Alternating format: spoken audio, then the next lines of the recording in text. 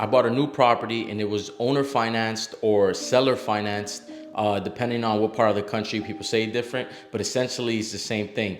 Basically, the seller becomes the bank. So you don't need credit, you don't need banks. All you need to do is have a relationship with someone or create a relationship with someone and just negotiate all the terms. All you need to do is just find someone that is willing to sell, and you have to be trustworthy. I was able to get this one because of my track record. The seller knows who I am. They know I've been in real estate for like 5 years, so they know that I'm just not gonna disappear.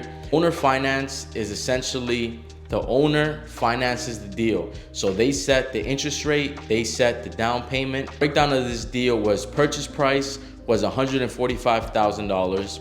Down payment was only 5%. Interest rate was 10%. I know you're thinking 10% is a high interest rate, but hard money right now is anywhere from 10 to 12%. So I'm seeing this more like of a hard money loan. The goal is for me to purchase the property, fix it up, and then resell it. So I literally have a year to do this. Now, a couple issues with this deal. It's a single family house and there's a tenant in it, and the tenant doesn't want to leave. So prior owner was trying to take the lady to court and try to evict her and all this crazy stuff. But I went over there, I spoke to her, and I just let her know, like, listen, I bought this property and I'll help you relocate, I'll help you find a new apartment, and I'll give you some money as well.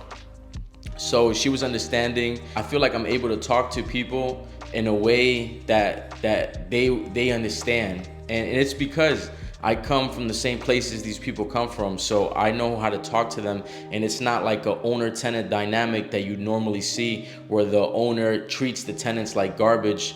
When I don't, I treat people like human beings. I treat people how I want to be treated. The old cliche. But it's true. You treat people good things happen. You do good things happen. I truly believe that. So I told her I help her out. She said that she's okay with that, and she doesn't want to be evicted. She doesn't want to go through the court process.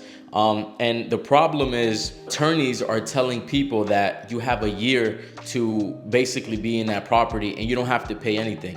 But reality is, it could take up to a year to evict someone in my state. But now you're gonna have an eviction on your record, and whenever you go to find another apartment anywhere else, no one's gonna rent to you, because everyone checks the database for Massachusetts. It's called masscourts.org, and you literally type people's name, and if their name comes up, you're not gonna get an apartment. So what makes more sense is to work with the landlord, figure out a plan, and then move forward. And usually, if you're in the situation on the other end of this, all you have to do is ask them for some help, and they'll probably pay first, last, and security for your new apartment. So there's a lot of ways to do things. The breakdown of this property is, it's a single family house. The ARV is about $280,000, and it needs about $40,000 worth of work, $40,000 to $50,000 worth of work. So I think it's a good deal.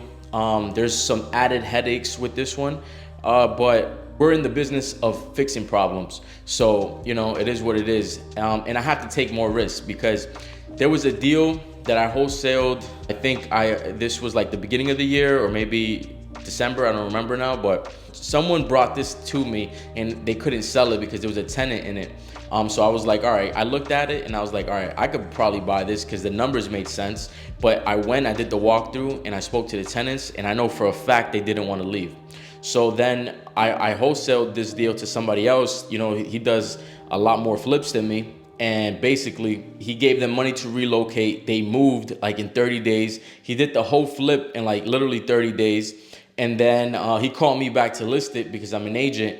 And right now I'm waiting on the appraisal, and we'll be closing next week, or we'll be closing in about 2-3 weeks from now.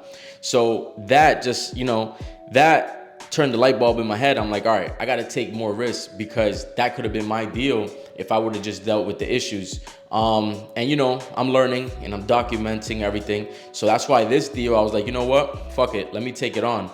So that's what I did. And then originally there was 3 properties they were trying to sell me, all with the same terms: 5% down, 10% interest, 1 year loan. And then the best part that I didn't mention before is that all the interest gets paid at closing. This was a package deal that they wanted to sell me. And So I did the walkthrough of the first house, and the guy was literally drunk. It was like 8 a.m. and the guy was just drunk already. And he was saying, oh, we're gonna move. I'm gonna take these people to court. I'm gonna sue them. So like they were upset with the owners, like really upset. The guy was extremely rude to me, but I was able to, finesse the situation where we were cool, by the end of the walkthrough. But the thing is, I didn't want to deal with that because, like, I'll be honest, I can't afford to go through 3 evictions while the interest is accruing every single month. So plus I got other projects I'm working on. I got other things I'm doing. So I gotta do this smart where I don't go bankrupt. And that's why I think it's good that I'm documenting this, because like you could buy a property and you could lose a lot of money, and no one talks about that. So I'm trying my best to avoid losing money. I haven't lost any money on any flip I've ever done. So I'm trying to keep it that way. And I know when you're in this game long enough, eventually you will lose some money, but I'm trying to make every move a smart move. That way I don't have to worry about things like that. But so back to this guy, I didn't think he was gonna move, because just the way he was talking to me and the stuff he was telling me, I didn't think he was gonna move. And then, so that one, I didn't want to do it. I'll be honest, I didn't want to do it. And then the next one, the second property, it was another guy that was also drunk at like, I forgot. This time I was there like at 10 a.m. or something, but he was already drunk. He had nunchucks. He started like throwing them things around. So I was like, all right. He was upset too, and he like all these people didn't like or don't like the owners at all. So but I was able to get in there, speak to them, turn things around, at least like from me and him, because he was upset that I was even there. But I think I'm decent at that, talking to people. So he was cool with me towards the end. But again, like, I didn't think these people are gonna leave. So now fast forward a couple months, and the first one, the guy actually left. So I screwed up. I should have bought that property, but I didn't. So, learning lesson. But I don't know, I gotta balance taking more risk, but calculated risk. And at the end of the day, I know I said I want to make $1 million in a year, but I'm not gonna put my life in jeopardy to hit that goal. So it has to be smart moves. Like, at the end of the day, I gotta make smart moves. And I'm not gonna win at every single thing I'm doing. Like, this is not a movie, this is real life. So whatever, I lost that one.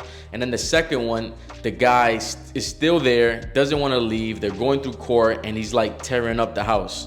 He's like ripping siding off. He's just doing a whole bunch of crazy shit. I passed by the other day, and I seen like piles and piles of lumber in the back, and I don't know what the guy's doing. But thank God I didn't get that one, because that would have sucked dealing with that. But yeah, so that's where I'm at. I got a couple more wholesale deals closing. I'm gonna make a video on that. I got a wholesale deal that closed on Friday, and I'm getting that check maybe today or tomorrow. It was a smaller deal. I made $3,000 on it, and then I have another deal that's gonna close like in a week or two, and that one's for $25,000. So that one's a little better. And I'm gonna make a video on that one. I'll probably make a video on both of them.